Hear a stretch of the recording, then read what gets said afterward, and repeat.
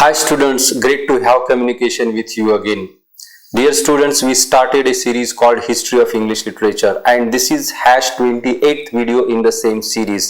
Today we are going to talk about a new author in this series called Edmund Burke. And dear students, I will explain to you his life, background, career, major works and his place in the history of English literature. So Edmund Burke becomes important writer in this series because he is famous for his orations and an essayist. So we have his very famous essays and still we find his essays are prescribed for the study, not only for the purpose of studying essay, but we have his essays and orations or speeches as a major work in English prose, English style, language, diction, etc. So all these things generally we study in Edmund Burke's essays. So let's start with his life. Students, we started 18th century literature and this is Augustan age, and now we are studying latter Augustan writers, and these latter Augustan writers we have chief writer Edmund Burke. So here #28 History of English Literature, 18th century literature and Edmund Burke. Dear students, Edmund Burke was born in Dublin, Ireland in 1729. His father was a barrister, so he belongs to a well-settled family. And dear students, he completed his university course at Trinity College. He got opportunity to study university course at Trinity College. Later, he decided that he should pursue law in London. He went to London and tried their law, but there he turned to literature and politics, which was a major turn in his career and life. So turning to literature is an important step taken by Edmund Burke, and he became famous with his two essays. Later we are going to discuss, and then he went to the politics there.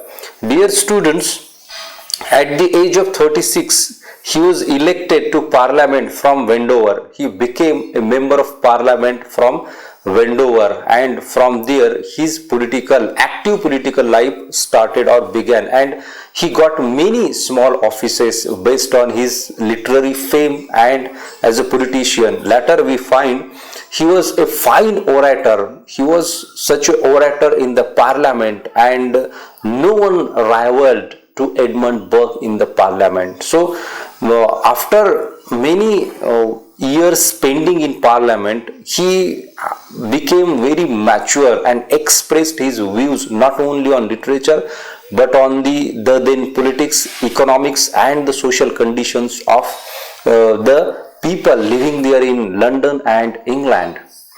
He died in 1794, and now dear students, let's talk about his important works. Very first, as I given you the reference of his two famous works, based on these two famous works we find he became very famous, very popular, and the very first work in this series is actually both are essays.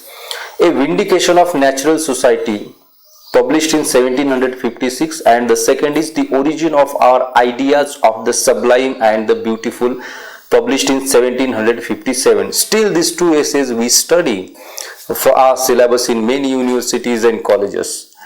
Next work is On American Taxation, 1774, and next On Conciliation with America, 1775. This both the works are actually his speeches, and later these speeches were compiled and published. So these speeches were in his phase of the American Revolution, we can say that, because we find that we can make three divisions of his works. His views when he expressed regarding America, he expressed his views regarding India, and he expressed his views regarding France. So these three phases we can have for his works, and we can divide his works in these three phases. So the very first phase we find that his views on America, and these two essays or these two speeches are very important in this phase. Next we have the Nabab of Arcot's Dates and Impeachment of Warren Hastings. These two works belong to his latter phase, that is his views when he expressed on India. So these two speeches again are important, and these speeches or the feelings expressed in these speeches sown the seeds of freedom in the people of India, in the people of natives like living in India. Next, dear students, we have Reflections on the French Revolution 1790. Now this work belonged to the last phase, or that is when he expressed his views on France or French Revolution. So dear students, all these works are very important, and I only took those works which I considered important. If you want the complete list of the works, please comment below in the comment section and join our Telegram channel, that is Literature Simply. I will post all the works of Edmund Burke. Actually I have posted works of Dr. Johnson, I have posted works of Jonathan Swift, so you can go there and check it out. You will have links of those works there, and you will get some original texts also there. So please join Literature Simply. So dear students, now what is the place of Edmund Burke in the history of English literature? Here we have a quotation by William J. Long. Let me read the quotation and understand his importance. I quote, "Third, the supreme object of these orations, so different from the majority of political speeches, is not to win approval or to gain votes, but to establish the truth." I unquote.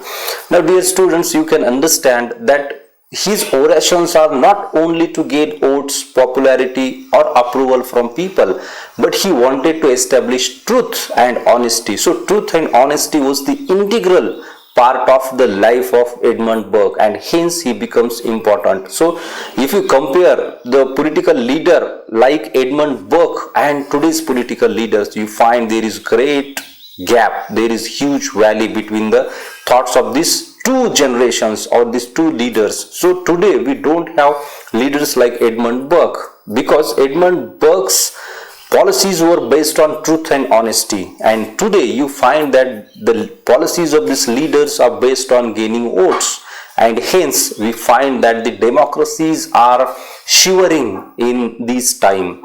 So it was a great person, Edmund Burke.